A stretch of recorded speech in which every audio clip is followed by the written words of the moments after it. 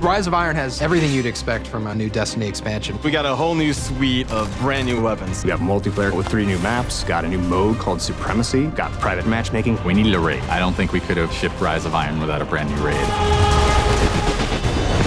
Tons of new armor, tons of new gear. There's a story campaign with characters and cinematics. New public events, new patrols, and new secrets to uncover.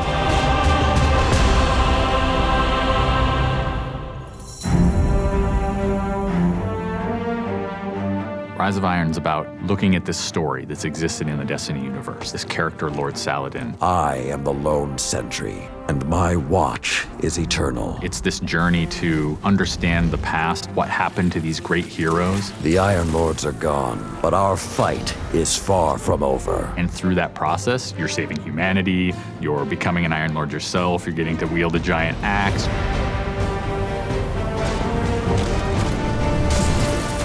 The idea of playing through a blizzard is something that we've never tried, and you're going to see that in Felwinter Peak. Felwinter Peak is very interesting because we've never had the player fighting through a social space before. When you walk in there for the first time and the fire's lit and it's just casting glow up onto these 8 heroes, you've been holding their weapons for 2 years. When we can take those elements of Destiny and put them all together into one coherent moment, I think is awesome. It is time to finish what I began so very long ago. Come, Guardian, help me give my friends the rest they deserve. This is the Guardian's journey with Saladin. He's sending you out into kind of a land that's been forgotten in the Cosmodrome. You're going into Earth, but it's changed, it's actually expanded. You'll see the plague lands, post-apocalyptic sky, there's lava welling up from the ground. We know the Devils have been digging into the Cosmodrome for years. They've been looking for something. Well, what they found is SIVA. It is a nanotechnology that can be used to shape things, but they're not trying to use it to build, they're trying to use it to destroy. They've started mutating their bodies, turning themselves into giant monsters, transforming the landscape, even of the Cosmodrome, into this horrible, burning fortress world. Hell's loose in old Russia. Every second we stand here, SIVA's influence spreads and the Devil Splicers grow more powerful. Keep fighting, Guardian.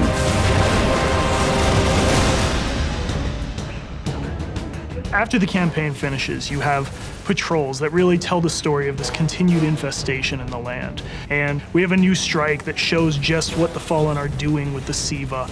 It's this spooky place called the Wretched Eye. There's this really neat boss encounter. A fallen captain has plucked an eye out of an ogre, affixed it to his weapon, and he's using that to sort of tase you out of your rat hole while this blind ogre just walks around trying to crush you. We also have a few reprise strikes that we're bringing back for players.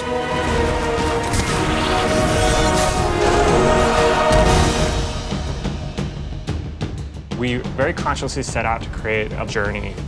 This is arc of claustrophobia, space inside the wall. And then you get on top of it, and it's sort of this amazing breath of fresh air. You get this vista from the Cosmodrome, it's lit on fire, and there's this death Zamboni who's just trying to crush your bones to dust. This giant machine with a ball arm, spikes on it. What does it mean in a raid when you got to run? I actually want that tension to exist. There's something really emotionally powerful about going on a journey, reaching to the top of the mountain and then crashing back down, confined once again. I think players had a lot of fun when they played Court of Oryx on the Dreadnought, and so we wanted to create a similar type of experience in the Plague Lands, give it this different theme. You ready for this? Almost Thunderdome, Mad Max kind of feel where you jump into the ring and the walls get closed off and then it's just fallen start pouring out. Here they come. And you get a giant flaming axe and you just start beating the crap out of guys.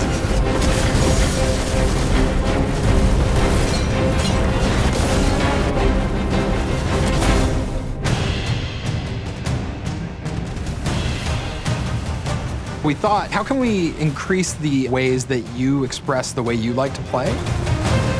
And what we came up with was putting different talents on the artifacts. The artifacts are these relics of the fallen Iron Lords. So you'll quest to earn one of those, and then your last step of that is taking that artifact to the statue of the fallen Iron Lord, fully empowering that for you to use as a player.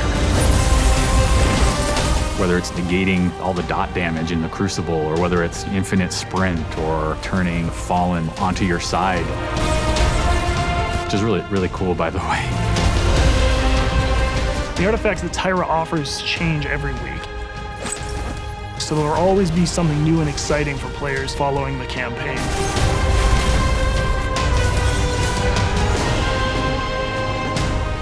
When you put snow, everyone thinks of pelts and cloaks and hoods. Wouldn't be a knight's tale without a knight's armor.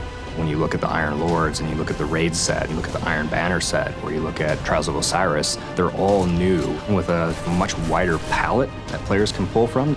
And when you throw ornaments on top of all that, we're going to see a lot more variety in gear. So the Ornament System is this really cool thing that lets you take some of your favorite pieces of gear and then you customize this weapon the way you want it to be.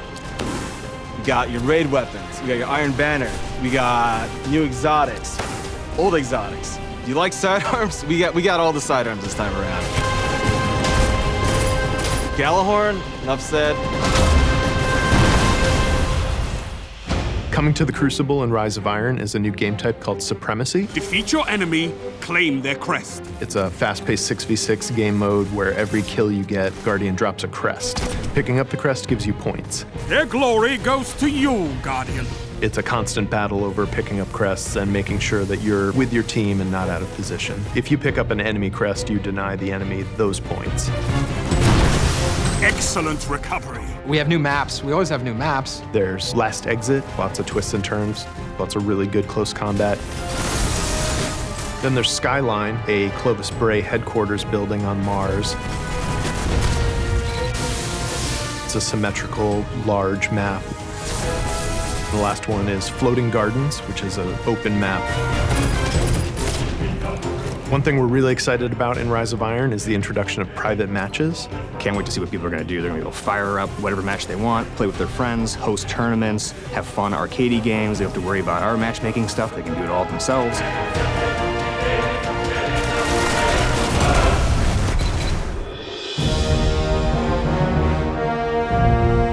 Sometimes when I play and I have headphones on and I'm in that world, I get little chills because it's not just the effects and the amazing graphics, it's the audio that helps reinforce the journey that you're going through. We really want Destiny to feel like it's a natural world that you inhabit, like it's a world that could exist, that does exist.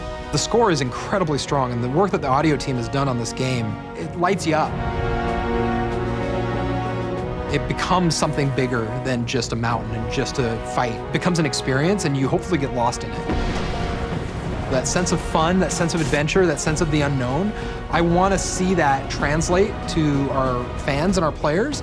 When you see your character at the end of the campaign, I really, really hope that you feel triumphant and proud, like, wow, I'm becoming an Iron Lord.